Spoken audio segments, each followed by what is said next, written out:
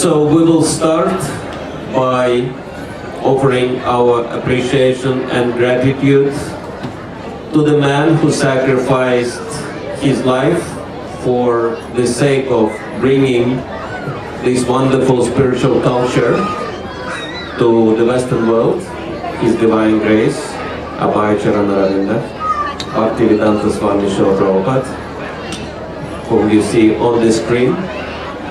And so to show our appreciation, we'll all together chant his pranam mantra. Those who know it, please join us together.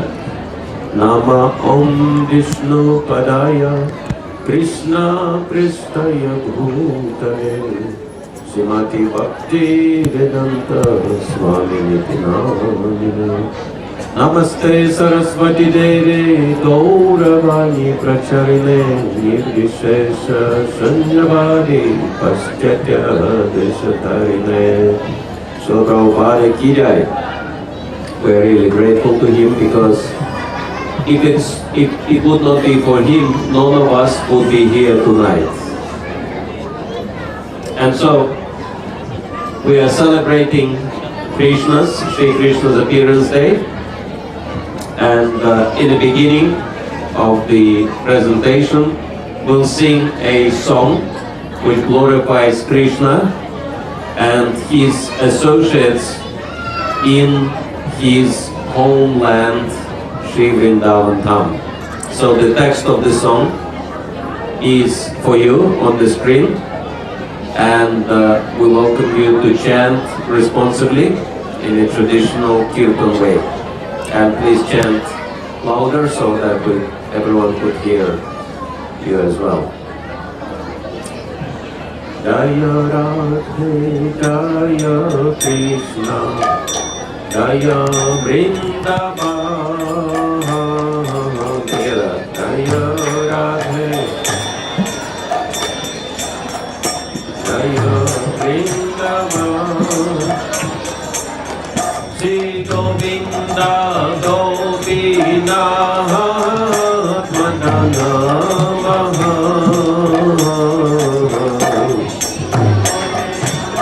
Little louder, please.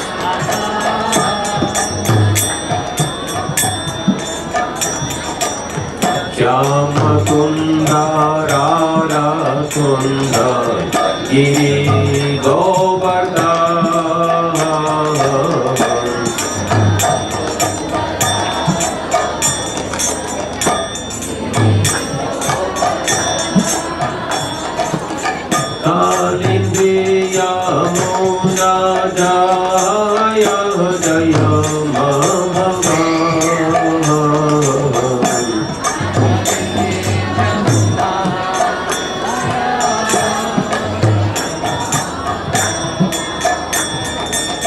Keshrigata Pamsibata Vadashatana. Keshrigata Pamsibata Vadashatana.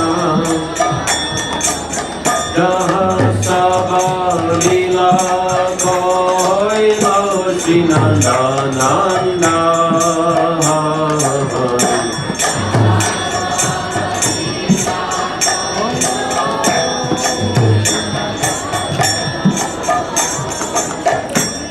Nanda Yashoda Jaya Jaya Gopada.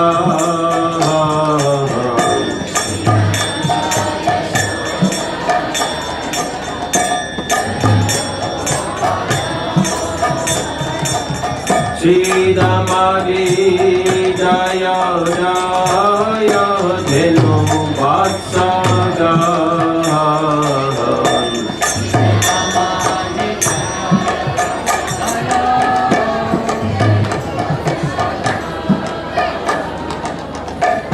Jaya Vrishabhano Jaya Kirtida Sundare.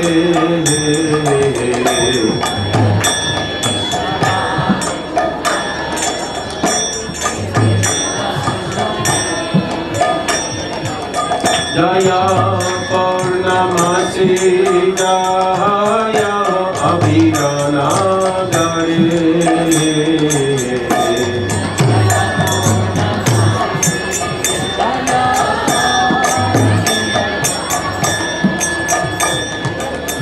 Jaya Jaya Gopishvara Vrindavana Maha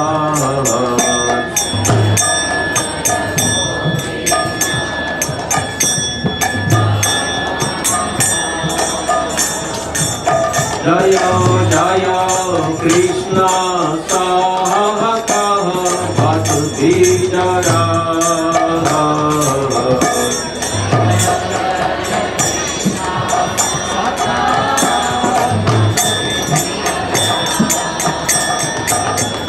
Jaya Rama Gata Jaya Rohini Nanda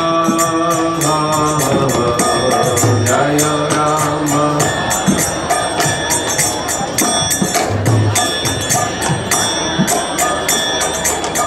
Jaya Jaya Vrindavana Vasi Jata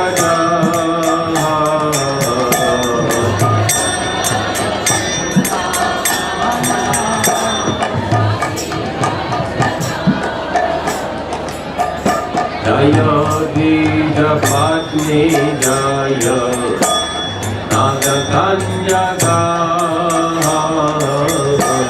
Jaya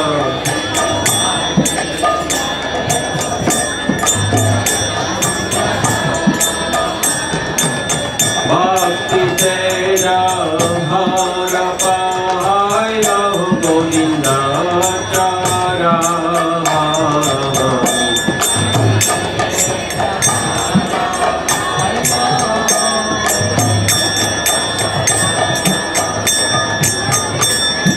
Rasa Mandala Jaya Jaya Radha Shyama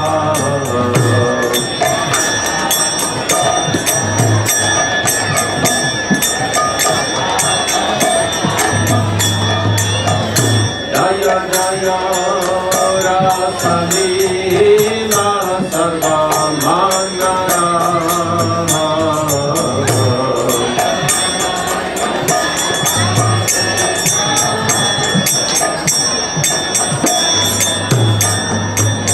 Jaya Jaya Valarasa Sarva Rasa Saha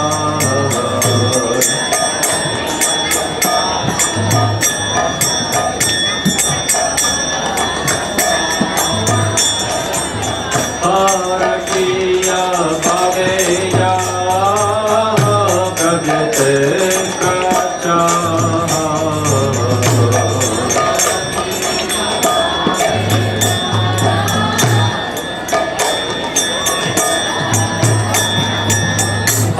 Janava Pada Padma Gauriya Smara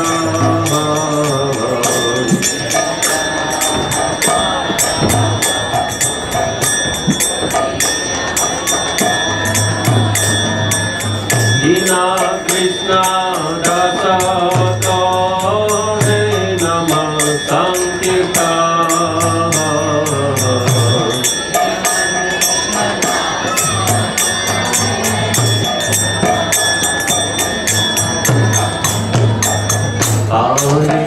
Hare Krishna, Krishna Krishna, Hare Hare, Hare Rama,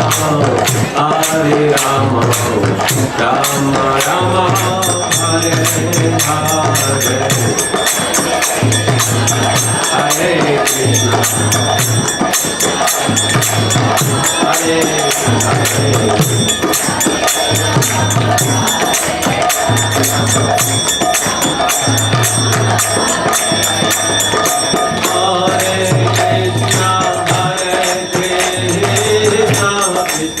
Krishna Hare Hare Hare Rama Rama Rama Hare Hare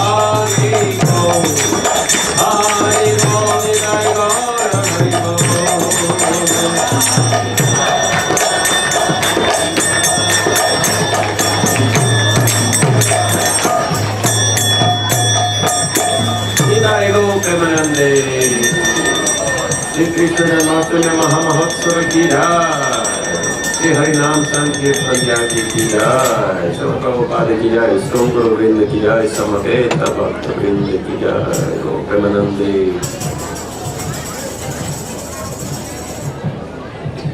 Thank you for taking part in singing Krishna's glories together with us. And now we'll reflect on certain events which contributed to the appearance of Sri Krishna on this planet more than 5,000 years ago. And we will also reflect on some of Krishna's activities, or as we say, pastimes, while he was here on this planet. So, it all started not even on this planet, but very, very far away on the polar star. Polar star is a very special place. In Vedic literature it's called Shweta Dvipa.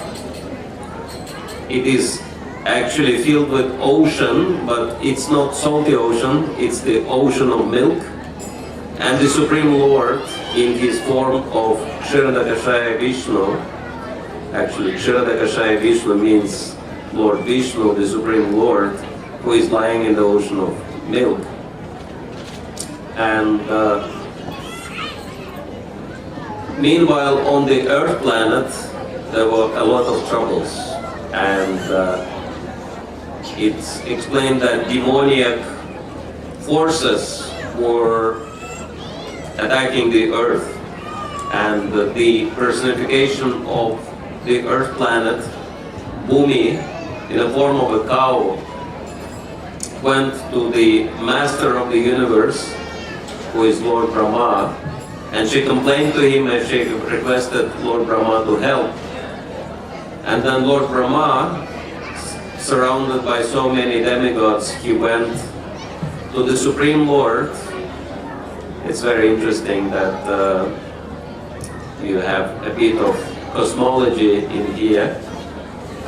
In Vedic tradition, that the master of the universe is not the Supreme Lord, because there are many universes, but there is a Supreme Lord, Vishnu, who is the master of all masters. And all the universes are emanating from him. And so Lord Brahma, master of the universe, went to that very special planet, milk planet, Shweta Dvipa, white planet, and he started praying to the Supreme Lord for protection of Earth. And then it says that the Supreme Lord didn't even appear directly in front of him, but he sent him a message through the heart. So this is the way how the Supreme Lord is communicating. In many cases, he is sending you messages, right? but these are not messages on your mobile. These are messages right into your heart. And I'm sure that some of you had the experience of receiving very special messages into your heart. And sometimes we do not recognize those messages, we ignore those messages, and then we get in trouble despite of the warning because we ignore those warnings. And I'm wondering how many of you in here had the experience of that, receiving those messages in your heart, but then ignoring them and getting into the trouble because of that. So it's really important that we learn to recognize those messages. And that's why we need to read books like Bhagavad Gita, because all the Lord's messages are contained in there. And next time the next message comes into the heart, we can recognize that it's the Supreme Lord warning us or trying to help us from within. Some people call it intuitive intelligence. And so Lord Brahma got this message, and the message was saying, don't worry, very soon I'll be coming to the Earth planet and I'll annihilate the demonic forces and I'll protect pious people and I will reestablish the principles of spirituality, Dharma. And then we're shifting to this Earth planet. What was happening more than 5,000 years ago in here? One prince was marrying a princess. The name of the prince was Vasudev, and the name of the princess was Devaki. And her father supplied her with ample dowry, and very happily this wedding procession was going forward on the chariot, and the reins of the horse were held by the brother of the princess, and the brother's name was Kamsa. And while this happy procession was going forward, there was an ominous voice coming from the sky. And the voice said, Kamsa, you're a fool. You're driving the chariot of your sister, but you don't know that the 8th son of your sister will be your death personified. He will kill you. And Kamsa immediately became enraged, and he turned around and he grabbed his own sister by the hair and pulled out his sword, as you can see on this painting, and he was ready to chop off her sister's head just out of fear. Fear and anger, they are the two sides of the same coin. And these are demoniac qualities, as we learn from Bhagavad Gita: lust, anger and greed, and of course fear also, as extension of anger. These are 3 gates leading to hell, and every intelligent man should avoid this. But because Kamsa was really one of those demons in a human form, so he was ready for his own benefit to kill even his own sister on the spot. But then the prince, Vasudev, interfered, and he said, why are you trying to kill your own sister? That she is not posing any danger to yourself. It's her child who is going to kill you, not her. And in order to ensure your safety, I'll be delivering all our children to you in your hands, so that you would spare the life of your poor sister. And he's convinced Kamsa, because Kamsa knew about the honesty of Vasudeva, so he trusted him. and so he spared Devaki's life. But then, in order to ensure his safety, he actually placed them in prison. And in that prison house, Devaki was giving birth to her children, and all these children were killed by Kamsa. And of course they were lamenting, but they could do nothing. And then at some point, Devaki got pregnant again, and at that time she became jubilant and she became effulgent, and then they realized it was the Supreme Lord himself who entered into their midst. And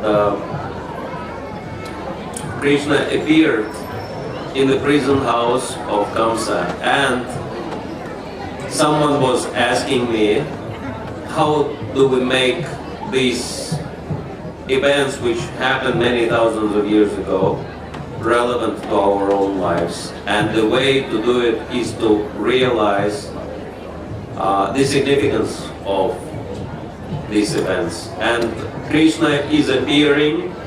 First of all, Krishna appears at midnight.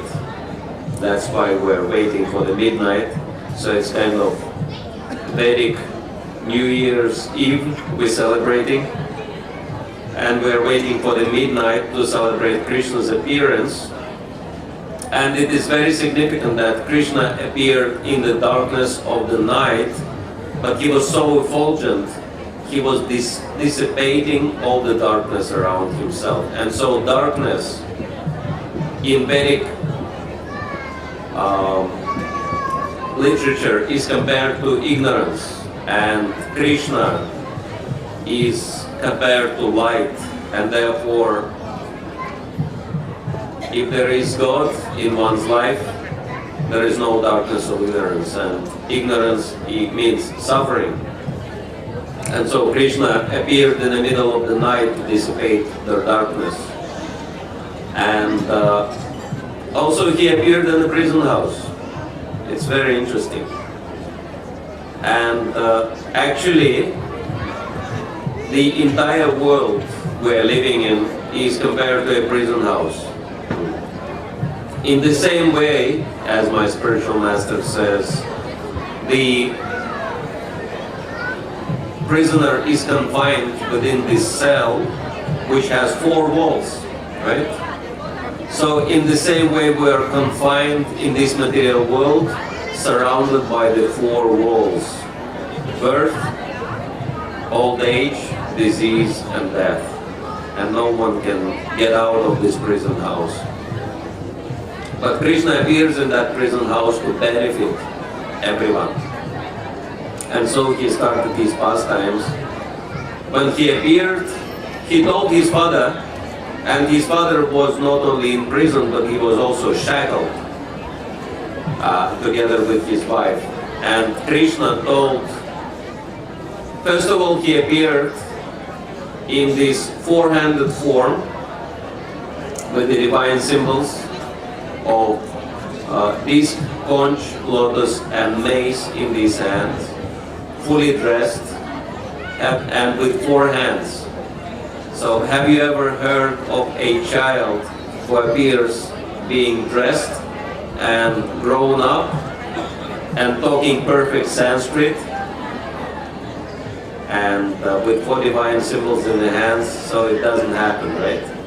That children take birth and they just cry and they cannot say anything intelligible. But this is the difference between us and the Supreme Lord. That's why we are taking birth and He is appearing in this world. In the same way as the sun is appearing from the ocean. So some naive people might think, oh, the sun is emerging from the ocean. No, the sun has nothing to do with the ocean. But it looks like it's appearing from the ocean. So in the same way, the Supreme Lord appears from some parents, but he actually has nothing to do with that.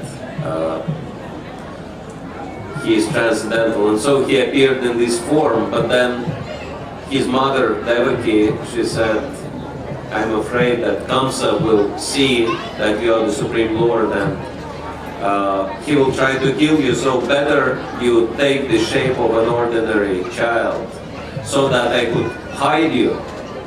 And as you can see, at the feet of the Supreme Lord Vishnu, there is little Krishna lying. So Krishna actually took the form of a baby, but then he told his father, you have to take me out of this prison house and bring me all the way to Gokula, to the home of your friend Nanda Maharaj, the king of the coward man. And as soon as Vasudeva took Krishna on his hands, and the shackles immediately fell off his hands and legs, and he became free. This was the first thing which happened to him. And once he stood up with Krishna in his hand and he started walking, the doors of the prison house opened automatically. Of course, we know how it's happening, like you go into some shopping mall or airport and there are so many automatic doors, right? But these were not these kind of doors, these were ordinary doors, but still they opened. First of all, the locks fell off the doors and they just opened automatically. So this was, of course, the special powers of the Supreme Lord. And this is also very significant for us because we're also shackled.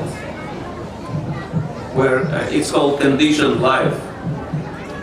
And we're suffering because of this material conditioning. But as soon as we take Krishna and hold Krishna in our hand, then all these shackles, they fall off, right?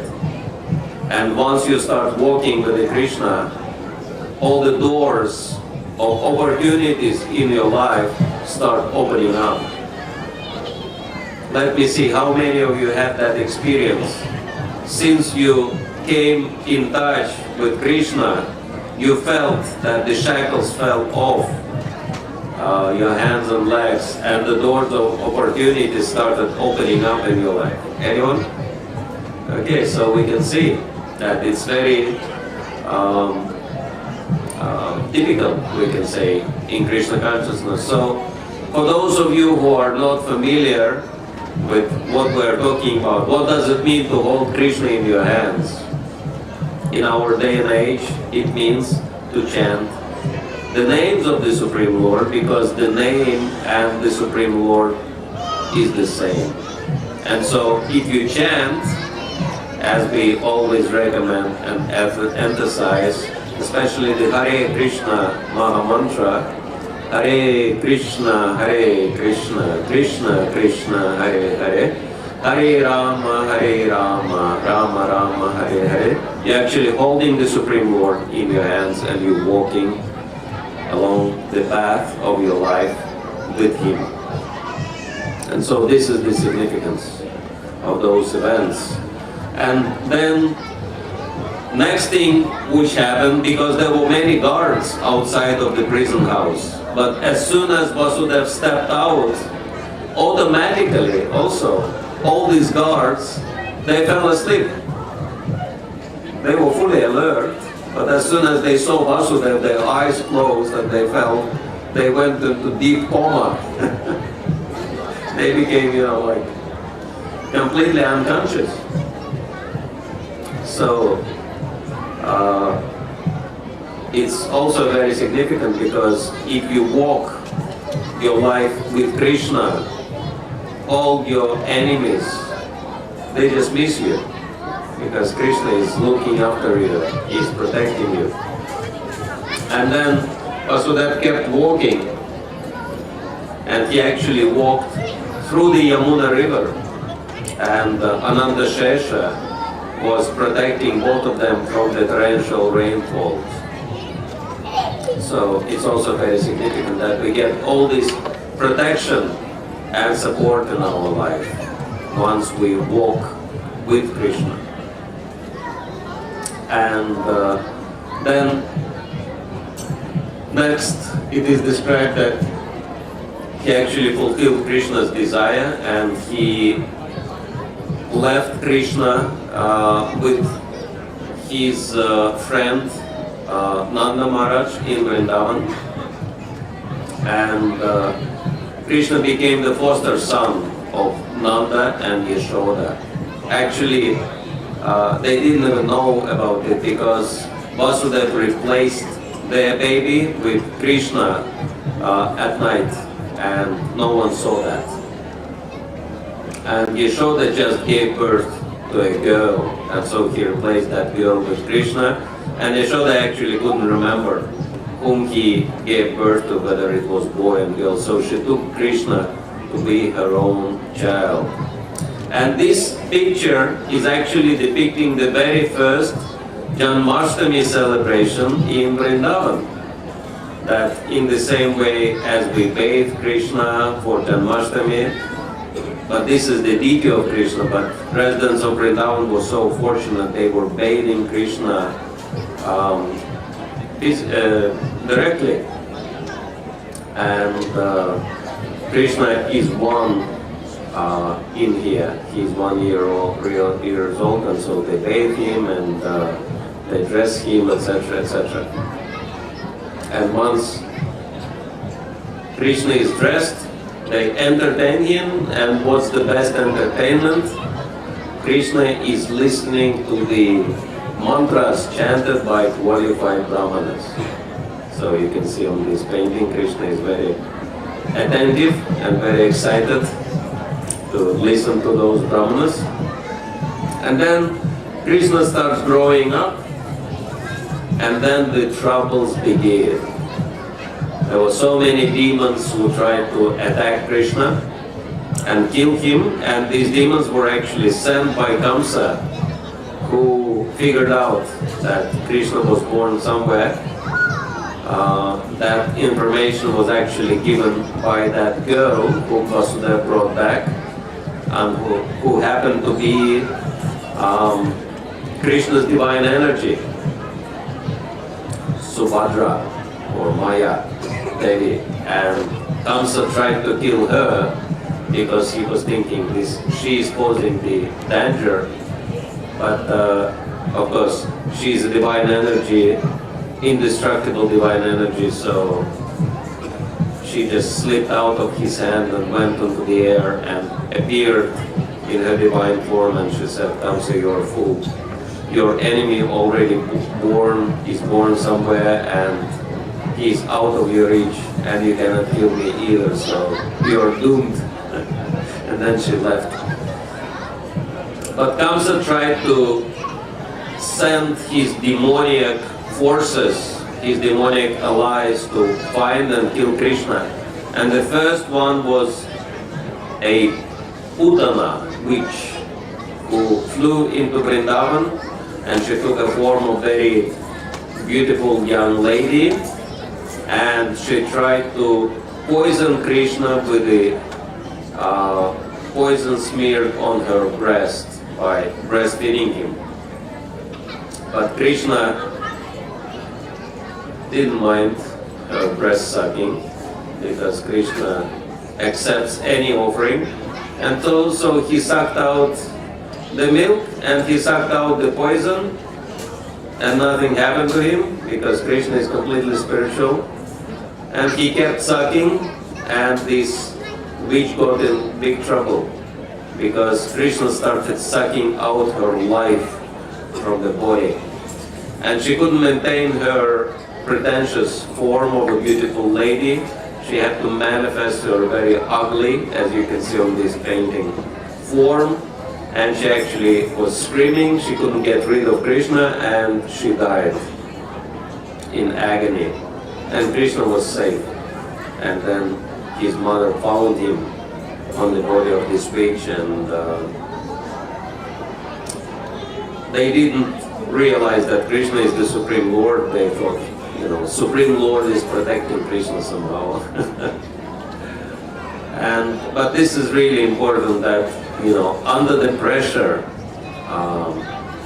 all the real colors are coming out, right? That Putana was maintaining this illusory form. But when Krishna started killing her, she manifested the real form. So this is very significant for us because we are attacked by Putana of illusion, of Maya, we can say, right? Illusory.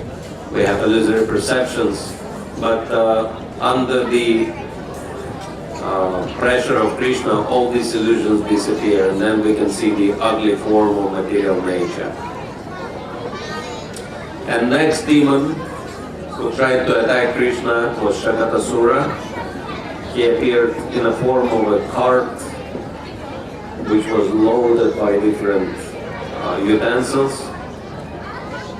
Actually, this demon was a ghost who possessed a cart. Very interesting that sometimes, I'm sure that some of you heard of poltergeist, that sometimes ghosts and spirits, they possess inanimate objects as well. So sometimes the chair, the table can move under the influence of the ghost. So this ghost possessed a cart, and he tried to crash the cart on Krishna because Krishna was lying underneath the cart. But Krishna figured it out and he kicked the cart, and he destroyed the cart and he destroyed that ghost as well. And he was safe. And so this cart is representing the load of past bad habits and bad, like wrong perceptions, which we bring together with ourselves into spiritual life. And sometimes it takes a kick from Krishna to get rid of that load. And that's why devotees are happy with anything which is happening with them in Krishna consciousness, whether it's a blessing, Krishna is giving something, or maybe Krishna is giving a kick also. There is a Russian joke which says that, I'm from Russia incidentally, originally, so this Russian joke says that sometimes a man can learn to fly with the help of a good kick, right? And so, sometimes the kicks we get in life are also waking us up to the reality and helping. How many of you had experience of that? That receiving a kick which was very helpful. So mercy of the Lord manifests in different ways. And then third demon who was trying to kill Krishna was named Trinavarta, the whirlwind demon. He took Krishna very high in the sky and tried to throw him down. But Krishna grabbed on his throat and actually choked him. And instead of throwing Krishna down, demon had to fall down on the ground, and Krishna fell on the top of him, and Krishna had a smooth landing, but this demon had very harsh landing. Actually, he literally was dismantled by the impact. It's described that all his limbs were separated from the body. And so this demon, as Acharyas explained, is representing pride and proud people. They want to be high flyers, right? But then Krishna is bringing that pride down and crushing this pride. And that's why it says that for the success in spiritual life, we need to develop very important quality of humility. And it's very interesting that lately we were taking a course from Harvard Business School Regional Director, and he shared very interesting point. He said in a corporate world, the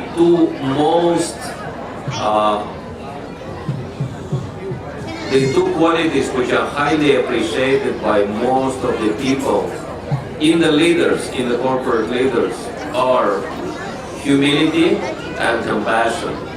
So humility is highly valued, even on the corporate level, not to speak of spiritual life.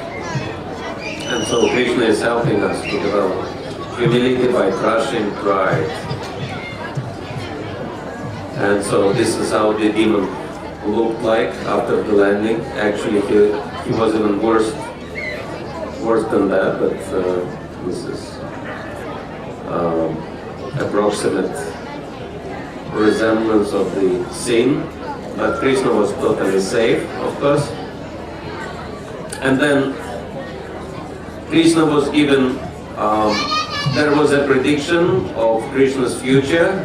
One very powerful sage, Garga Muni, he predicted, he explained that Krishna actually is the Supreme Lord, and he was coming to the earth many, many times. Now he appears again in this form, and he will be destroying all the evil forces, and he will be the cause of everyone's great fortune.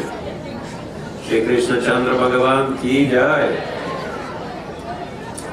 And then Krishna started growing up, and in order to give pleasure to his foster parents, he was playing in the same way as an ordinary child, but while he was playing, he was manifesting extraordinary activities.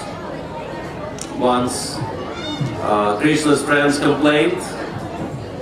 Actually, it was Balaram, his older brother. He said, Krishna ate earth. Sometimes children do that, right? They put everything and anything into their mouth. And so Balaram said to Mother Yashoda, Krishna ate earth. And Mother Yashoda came and she said, Krishna, have you eaten earth? And Krishna said, no, actually, that my brother is telling lies. I haven't eaten anything. But then Mother Yashoda said, can you please open your mouth? And I'll have to look inside whether you have any earth inside of your mouth. And Krishna opened the mouth, and Mother Yashoda saw not just some earth, but the entire earth planet. Along with the sun and the moon and other luminaries, she saw the entire universe in Krishna's mouth. So Krishna kind of joked with his mother in this way, and Mother Yashoda got a bit dizzy with that vision. She thought she is hallucinating. Then Krishna realized, he's taking things a little bit too much to the extreme, so he kind of switched off that vision in Mother Yashoda, and then she thought, okay, I was just hallucinating, so it's fine. So Krishna was playing this kind of tricks with everyone, including his own mother, because Mother Yashoda wanted to see the earth in Krishna's mouth, so Krishna fulfilled her desire. So Krishna saw, she saw the entire earth planet. But then Krishna was thinking, why Mother Yashoda is unhappy? She saw what she wanted to see. And Krishna was known as the one who knows all the languages, not only of human beings, but even the languages of animals and birds. So he was talking to parrots and other animals as if they were his friends, which they actually were. And one elderly lady, she became surprised. She said, how come that this young child, this small child, speaks such a fluent Sanskrit, and he actually talks Sanskrit with demigods. He talks local Braja Bhasha language with his neighbors in the village, and he can even talk with animals and birds. So she was surprised, how come that this young boy learned all these languages in such a short time? Of course, she was not realizing that Krishna doesn't have to learn anything. He is the source of all knowledge. And then Krishna started very special pastimes, which are very famous, especially in India. He started stealing butter. He started going into the neighbors' storehouses and stealing the butter. And then he was actually stealing the butter in his own house as well. Somehow Krishna really likes butter, and he really likes cows. And his mother Yashoda was trying to catch him. And yes, he is feeding butter to the monkeys as well. Krishna is very magnanimous.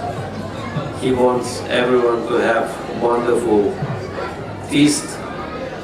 So after our last ceremony, we're going to have wonderful feast, because Krishna wants everyone to be fed to the full satisfaction. Anyway, Mother Yashoda was not very happy, and so she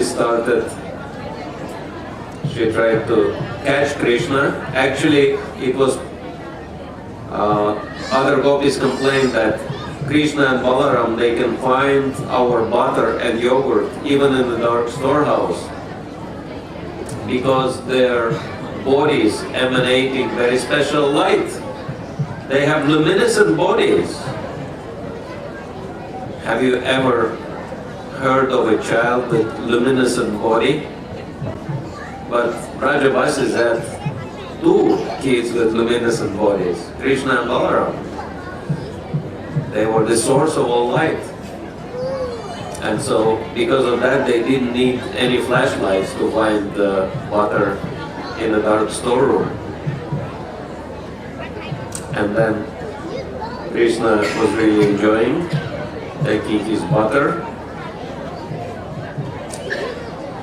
Some people really like bread and butter, right? But Krishna just likes straight butter. He doesn't even care about bread. But then Mother Yashoda was not very happy with Krishna, because she was thinking, he's growing up, stealing things, but it's not a good sign. So I have to discipline him. So she was running after Krishna.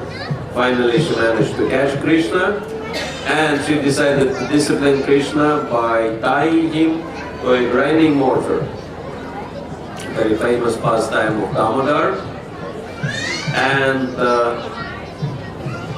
Krishna agreed to be bound to the grinding mortar, and then he used that opportunity to crawl with the grinding mortar and crash 2 very large trees, Yamalarjuna trees, in Vrindavan, and from these trees appeared 2 demigods, and so Krishna liberated them, and they went to the heavenly planets. But then Krishna remained being bound by the rope of Mother Yashoda. And it's a very surprising fact that Krishna, who is liberating everyone, could not free himself from the rope of Mother Yashoda. But then ancient saints are explaining that this rope no one can untie, because this rope is bound not just with hands, but with pure love. And so love is the only power in the entire creation which can control even the source of all power, even the Supreme Lord. And so, in this way, Krishna was performing so many pastimes in Sri Vrindavan town, and then he moved on to continue his pastimes, entertained himself in Mathura by killing different demons and protecting his devotees. And then finally, he built a huge palatial city of Dwarka in the middle of the ocean, and he lived there with his extended family. He had 16,108 wives, and each wife lived in a separate palace. Can you imagine? That some people criticize why Krishna had so many wives. But, you know, if someone can provide wife not just with a house, right, on mortgage, but with a huge palace, with all the servants and all the luxuries, I think many women would be happy with that arrangement. So, and in any case, the Supreme Lord is the master of everyone, and so he is the original husband of all the women anyway. So that's why Krishna can perform all these pastimes, and he shows that his position is very special, and no one can imitate him, even in the wildest dreams. And so, if there have been any outstanding personality ever visiting this earth, historically, it was Sri Krishna. And so, Sri Krishna not only visited this earth, but he is still present with all of us. He is situated as super soul in everyone's heart. He is manifesting himself as deity, and he is manifesting himself in so many ways. And the most important manifestation of Krishna is the holy name. As soon as we start chanting the holy name of Krishna, we are in Krishna's presence, and we can walk the path of our life with Krishna. And it's very safe and very happy position. That's why one of the names in the Maha Mantra we are chanting is Rama. And Rama means the source of all happiness. How many of you want to be happy in life? So if you want to be happy, just chant the holy names, and it will automatically produce the result, the ultimate result we're looking for. So that's why if you want to take the most valuable thing away from this festival home, let it be the holy name, the Hare Krishna Maha Mantra. Hare Krishna, Krishna Krishna, Hare Hare, Hare Rama, Rama Rama, Hare Hare. So thank you all very much. We are going to continue with our celebration, and of course we could say so many things about Sri Krishna and his pastimes and his position and our relationship with him, but we have so many books, and you can find stalls with the books about Krishna, and we are encouraging all of you who haven't done so, get one of the books and start reading and educating yourself about Krishna, about yourself, and about your relationship with Krishna. And in this way, you can benefit not only yourself, but so many people around you. So thank you all very much. for the kind attention. Hare Krishna. Srila Prabhupada ki jai. Shri Janmashtami Mahamahotsava ki jai. Shri Krishna Chandra Bhagavan ki jai. Itai Gaur Premanande. Hare Krishna.